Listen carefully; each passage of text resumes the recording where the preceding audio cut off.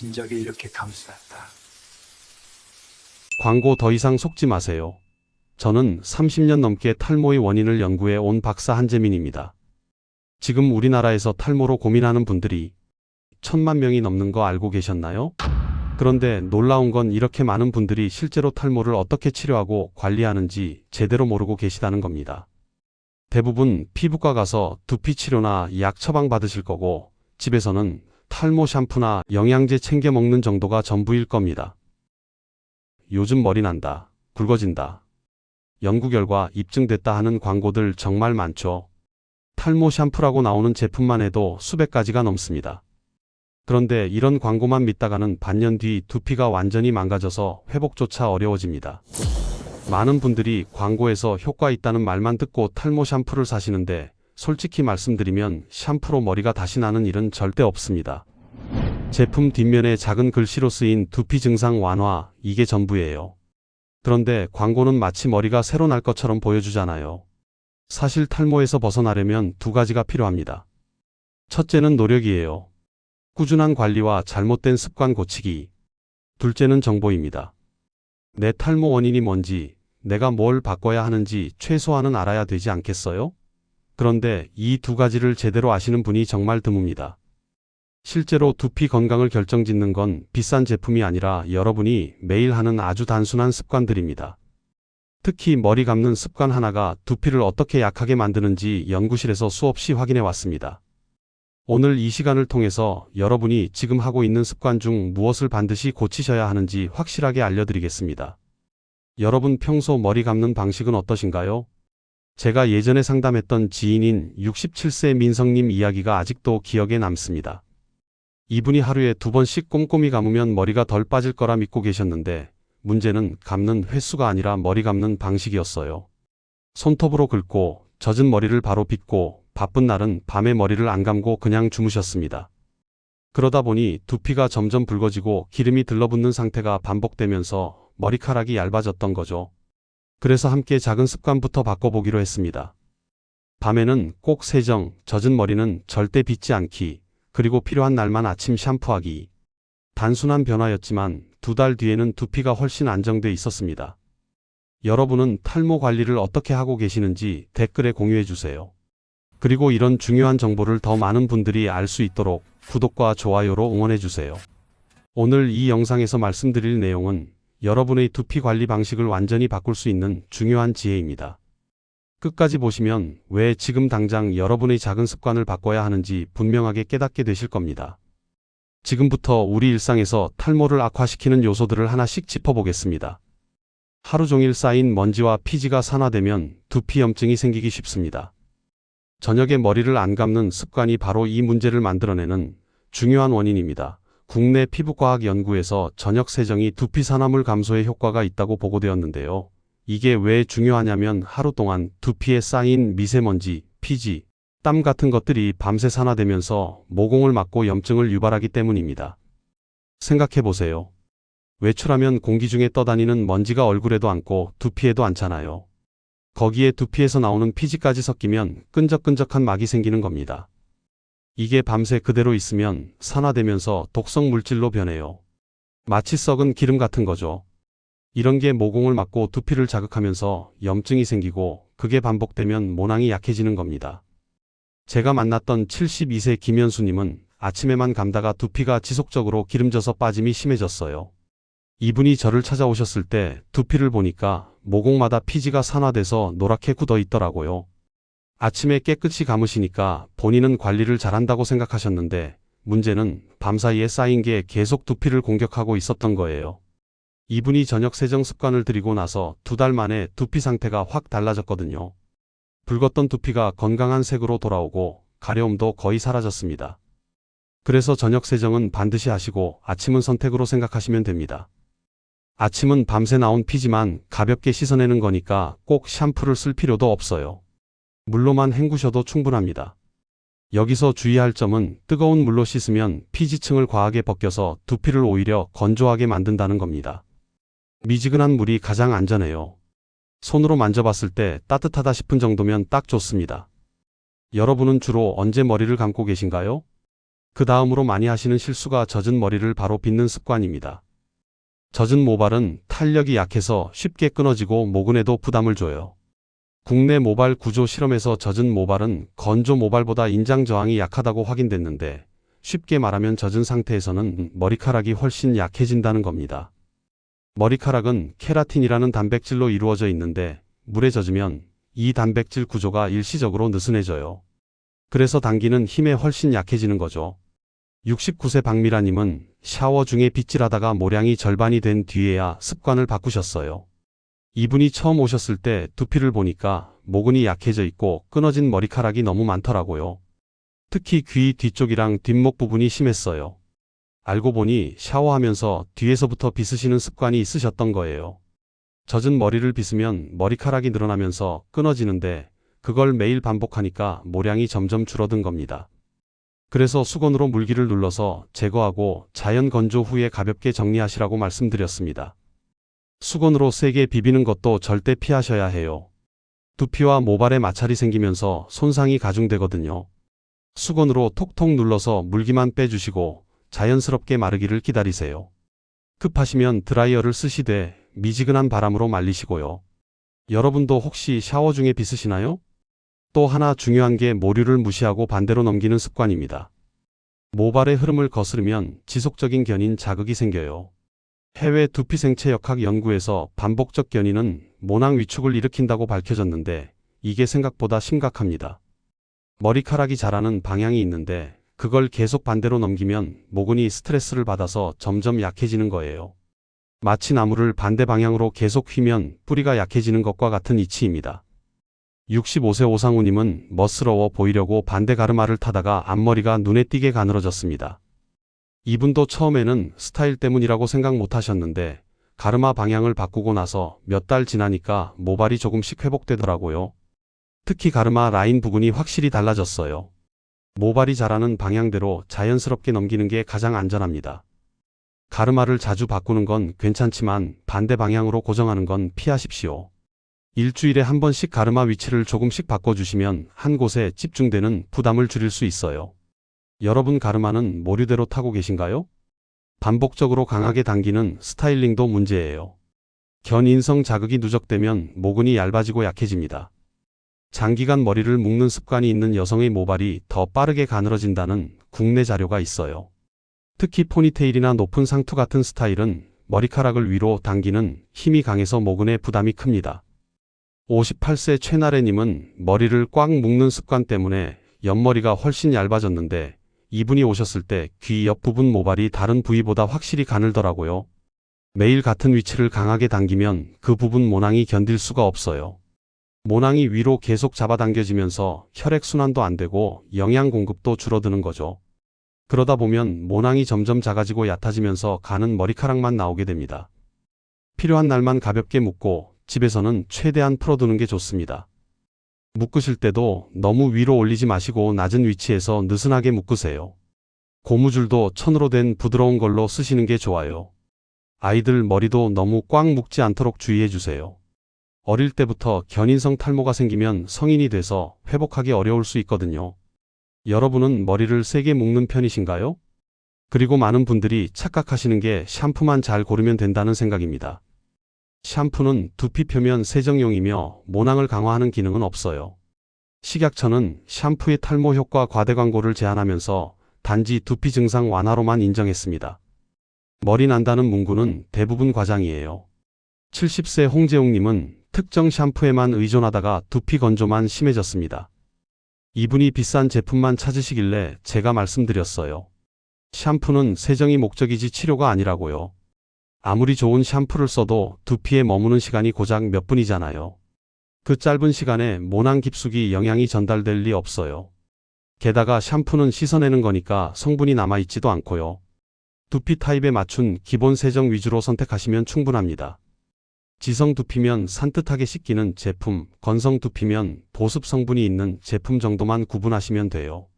민감성 두피시면 자극적인 순한 제품을 쓰시고요. 가격이 비싸다고 효과가 좋은 게 아닙니다. 여러분은 샴푸 고를 때 어떤 기준을 보시나요? 마지막으로 오래 눌러 쓰는 모자 이야기를 해볼게요. 모자 자체는 문제가 아니지만 장시간 압박이 견인을 유발합니다. 압박 시간이 늘어날수록 목은 스트레스가 커진다는 연구가 있어요. 66세 이환성님은 하루 10시간씩 모자를 쓰다가 정수리가 더 비었습니다. 이분이 일하실 때 계속 모자를 쓰셨는데 모자를 벗어보면 두피가 눌린 자국이 선명하더라고요.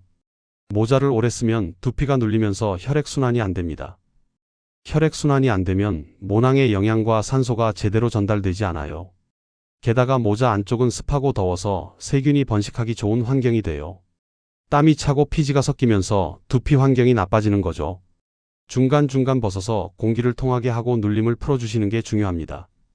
1시간에 한 번씩은 모자를 벗어서 두피를 환기시켜주세요. 땀이 차면 즉시 말려서 두피 자극을 줄여야 해요. 모자 안쪽도 자주 씻어서 청결하게 유지하시고요. 모자는 평소 얼마나 오래 쓰시나요?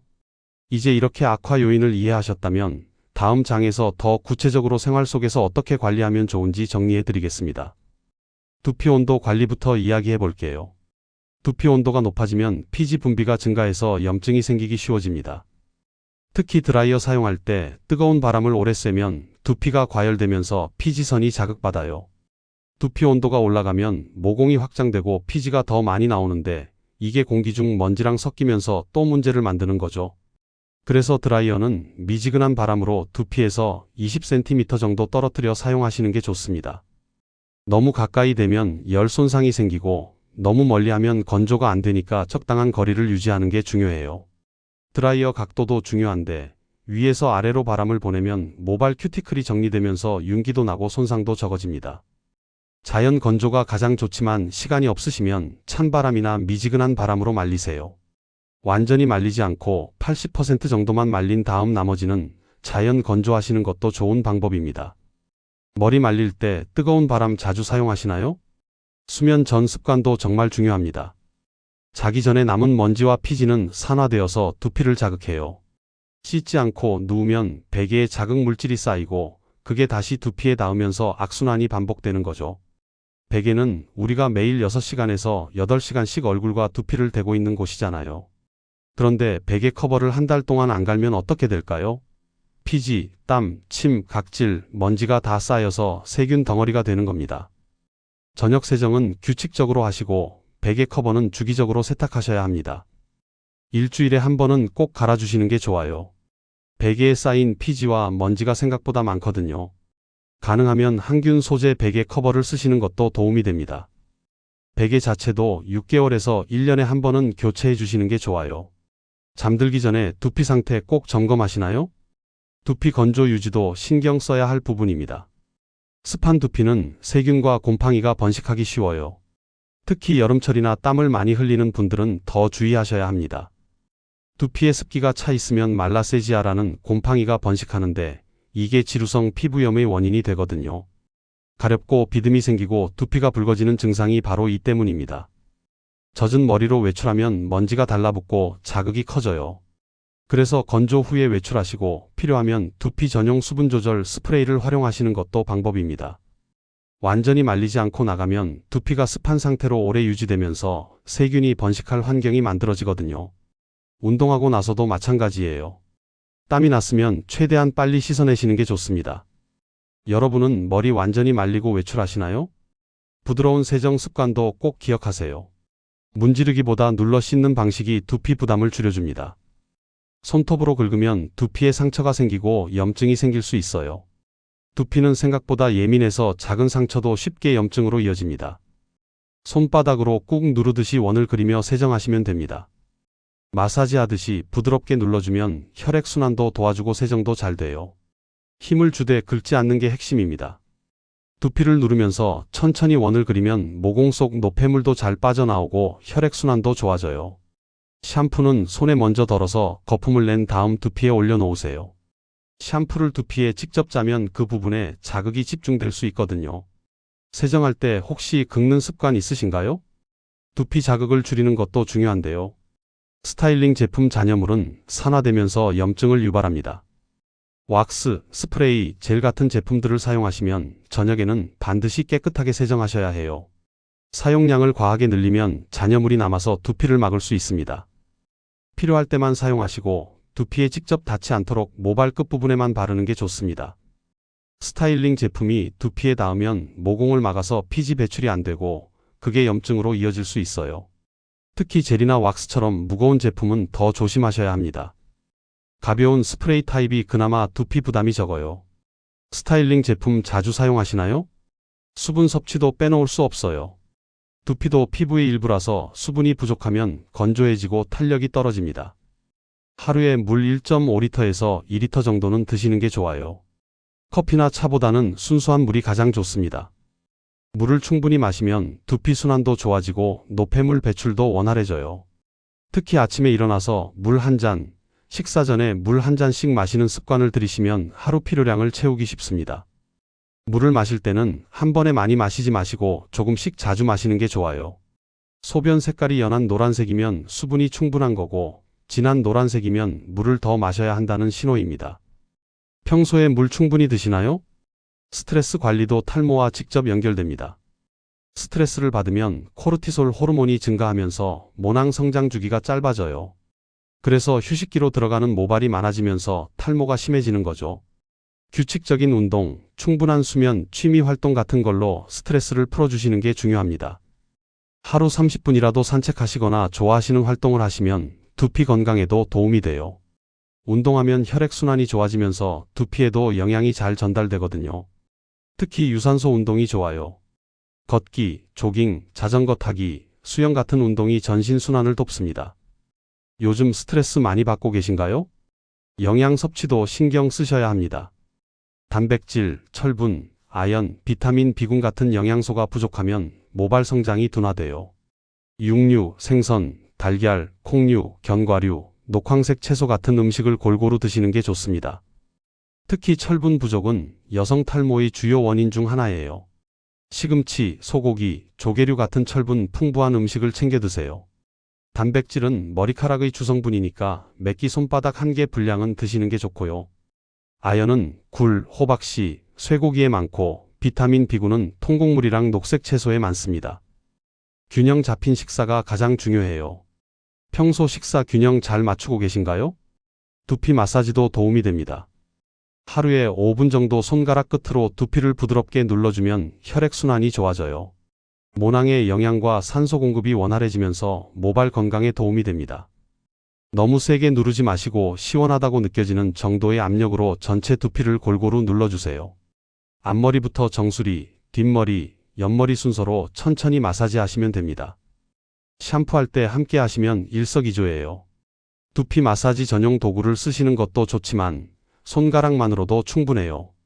두피 마사지 해보신 적 있으신가요? 자외선 차단도 잊지 마세요. 두피도 햇빛에 노출되면 손상받습니다. 특히 정수리 부분은 직접적으로 햇빛을 받아서 자외선 손상이 클 수 있어요. 자외선은 두피 세포를 손상시키고 염증을 유발하며 모낭을 약하게 만듭니다. 야외 활동할 때는 모자나 양산을 사용하시고 두피 전용 자외선 차단제도 있으니까 필요하면 활용하세요. 장시간 야외에 계실 때는 꼭 보호하셔야 합니다. 특히 골프, 등산, 낚시처럼 오래 밖에 있는 활동을 하실 때는 더 신경 쓰세요. 여름철 외출할 때 두피 보호하고 계신가요? 이제 마지막으로 오늘 내용을 정리하면서 실천해야 할 핵심만 짚어드리겠습니다. 오늘 말씀드린 내용을 간단히 정리해 보겠습니다. 많은 분들이 샴푸 성분이나 제품 광고에 기대를 거시지만 실제로 탈모를 악화시키는 건 훨씬 사소한 습관들입니다. 잘못된 상식은 머리를 많이 감으면 빠진다, 염색하면 모낭이 죽는다 같은 이야기들이죠. 하지만 실제로 중요한 건 두피를 자극하는 행동들입니다. 긁기, 당기기, 젖은 상태에서 빗기, 그리고 저녁 세정을 놓치는 습관들이 진짜 문제예요. 이런 관리가 반복되면 두피는 점점 예민해지고 모낭은 얇아질 수밖에 없습니다. 반대로 올바르게 관리하면 어떨까요? 두피는 안정되고 모발은 제 속도로 건강하게 자라날 기반을 갖게 됩니다. 당장 모발이 굵어지거나 새로 나는 건 아니지만 지금 있는 모발을 최대한 건강하게 유지하고 빠지는 속도를 늦출 수 있어요. 그게 바로 우리가 할 수 있는 가장 현실적인 관리법입니다. 오늘 당장 실천할 수 있는 단 하나의 제안을 드릴게요. 오늘 밤 꼭 저녁에 머리를 부드럽게 세정하십시오. 그리고 젖은 머리는 절대 빗지 마시고 자연스럽게 건조하십시오. 이 두 가지만 지켜도 다음 달 두피 상태가 달라지는 것을 느끼실 수 있을 겁니다. 두피가 덜 가렵고 기름기도 줄고 무엇보다 머리카락이 덜 빠진다는 걸 경험하실 거예요. 추가로 말씀드리면 모자는 중간중간 벗어서 두피에 공기를 통하게 해주시고 가르마는 모류대로 자연스럽게 타세요. 스타일링 제품은 필요할 때만 사용하시고 저녁에는 꼭 씻어내세요. 드라이어는 미지근한 바람으로 거리를 두고 사용하시고 수면 전에는 반드시 두피 상태를 점검하세요. 이런 작은 습관들이 모이면 몇 달 뒤 완전히 다른 결과를 만들어냅니다. 다음 영상에서는 탈모의 진행 단계별로 어떤 신호를 주의해야 하는지, 그리고 어느 시점부터 관리 방식을 바꿔야 하는지 더 깊게 설명드리겠습니다. 초기 탈모와 진행된 탈모는 대응 방법이 다르거든요. 그 부분을 명확하게 정리해서 알려드릴게요. 여러분은 오늘 내용 중 어떤 부분이 가장 새로우셨나요? 댓글로 나눠주시면 다음 영상 준비에 큰 도움이 됩니다. 여러분 3분 만에